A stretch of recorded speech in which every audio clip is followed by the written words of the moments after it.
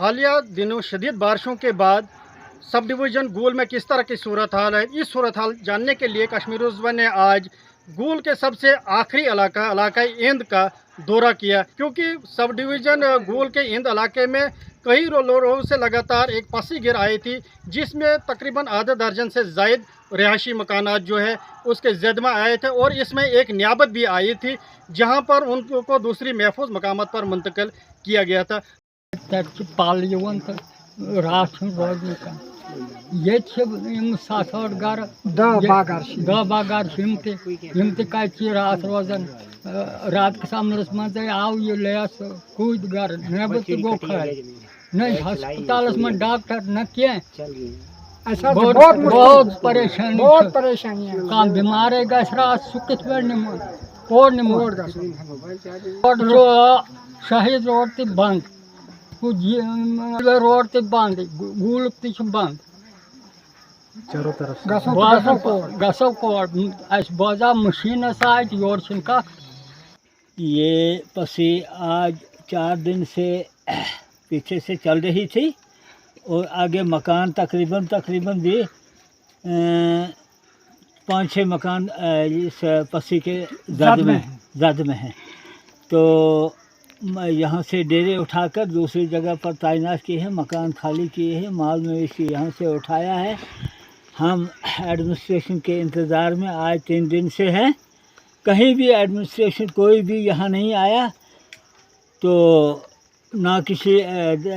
इंतज़ार ही है उनका कि अभी आएंगे, कहाँ से आएंगे, किधर से आएंगे, कहीं नहीं है। रोड कनेक्टिविटी है, उसमें कुछ दरख्त भी कटे हुए थे, लेकिन उन दरख्तों की तरफ किसी ने नज़र नहीं लगाई, ना ही हमने कोई मशीनें रास्ते में देखी जो इस रास्ते को साफ़ करते। कुछ मुलाजमीन हमें थोड़ा आगे बढ़कर मिले, उनसे जब हमने ये कहा कि आपका काम क्यों नहीं चल रहा है, शायद वो PWD के मुलाजमीन थे, उनका कहना था कि हमारी JCB की जो है टायर जो है वो फट चुके हैं। मैं हैरानी इस ताजुब होता है कि इन हालातों में अगर एक JCB के टायर फट गए, क्या और कोई साधन इनके पास नहीं था या मशीनरी और होनी चाहिए। इसके साथ साथ मैं ये कहना चाहता हूँ, 2003 की बात मैं कहता हूँ, उस वक्त मैं पुलिस डिपार्टमेंट में नौकरी करता था। यहाँ पर एक बहुत बड़ा हादसा हुआ था और यहाँ पर बहुत से पुलिस के जवान जो हैं वो शहीद हुए थे। इस बिना पर यहाँ पर पुलिस के सिवा और भी कोई सिविलियन भी शहीद हुए थे। तो हम ये कहना चाहते हैं उसी बिना पर यहाँ पर शहीदी रोड जो है वो नाम दिया गया था संगलदान से, इनके लिए शहीदी रोड जो है वो सैंक्शन किया गया था। लेकिन ताजुब इस चीज़ का होता है कि अभी तक भी उस शहीदी रोड जो है वो पूरी तरह से उसका काम नहीं लगाया गया और शहीदी रोड अभी तक भी चालू गाड़ियों के लिए नहीं हो रहा है। देखिए, हमने सुनने में आया कि यहाँ SDM साहब आ रहे, कहीं से सुनने में आया, लेकिन अभी तक यहाँ पहुँचे नहीं। और ये भी सुनने में आया कि वहाँ से साइड से होके गए, रेलवे टनल से शायद गुजर जाएंगे वो संगलदान से होके तो गोल। लेकिन बीच में यहाँ बहुत जो गरीब लोग हैं जिन 3 दिनों से घर में नहीं रह रहे हैं, तो उनको यहाँ पे आना चाहिए था, इनको देखना चाहिए था यहाँ पे कि ये कहाँ रह रहे हैं, क्या कर रहे हैं, खा रहे हैं। और दूसरी बात, इसके साथ में जो हमारी बहुत प्रॉब्लम है, कल SDM साहब कहीं आए थे 0 पॉइंट दाशन तक, और वहाँ क्या हुआ कि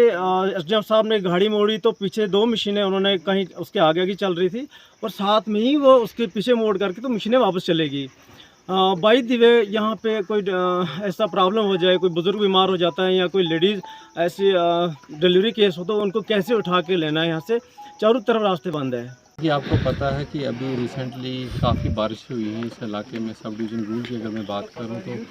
2-3 दिन लगातार बारिश रही है और जो भी लोगों की डैमेजेस हुई है उनको हम पूरे तरीके से असेस कर रहे हैं। और जो भी हमारे हाई अथॉरिटी की तरफ से डायरेक्शन है और डिप्टी कमिश्नर रामबन की तरफ से हमारी जो रेवेन्यू की टीम है, जिसमें नायब तहसीलदार, पटवारी और नंबरदार चौकीदार, ये टीम हर गाँव में जाके असेस कर रही है। और जैसे जैसे ये असेसमेंट कंप्लीट हो रही है, हम इनकी रिलीफ फाइल बनाएंगे अंडर नॉर्म्स जो SDRF में होंगे, तो वो उनको रिलीफ दिया जाएगा इमीडिएटली। फर्स्ट प्रायोरिटी इस डिज़ास्टर में जो लग रहा था डिज़ास्टर की तरह एक सिचुएशन बन चुकी है, हमारी फ़र्स्ट प्रायोरिटी थी कि हम लोगों को इवैक्यूएट करें। तो सब डिवीज़न रूल की बात करें तो कई जगह लैंड स्लाइडिंग के इश्यूज़ भी थे, कहीं से लैंड सिंक हो रही थी, तो कई लैंड जो स्लाइड प्रोन एरियाज़ थे वहाँ से हमने इमीडिएटली लोगों को सबसे पहले शिफ्ट करवाया सेफ़र प्लेसेस में। जहाँ किसी के कोई रिलेटिव था वहाँ पहले शिफ्ट करवाया, अगर नहीं था तो हमने गवर्नमेंट अकोमोडेशन में भी शिफ्ट करवाया है। और इसी के चलते आज इंद का इलाके का मैंने यहाँ पे विज़िट किया, क्योंकि यहाँ पे कल से एक इंद जो हेडक्वार्टर है नियाबत का, यहाँ पे पास ही में एक लैंडस्लाइड का इंसिडेंट रिपोर्ट हुआ। इस टाइम में हम उसी स्पॉट पे खड़े हैं, तो इसको असेस करने के लिए आज हमारी टीम यहाँ पे आई है और हम लोगों से बात की है और लोगों के कुछ मेन इश्यूज़ है वो भी हमने नोट किए हैं। तो इन इश्यूज़ पे हम काम करेंगे और डायरेक्शन भी देंगे कि इमीडिएटली इन इशू को जो रिड्रेस किया जाएगा।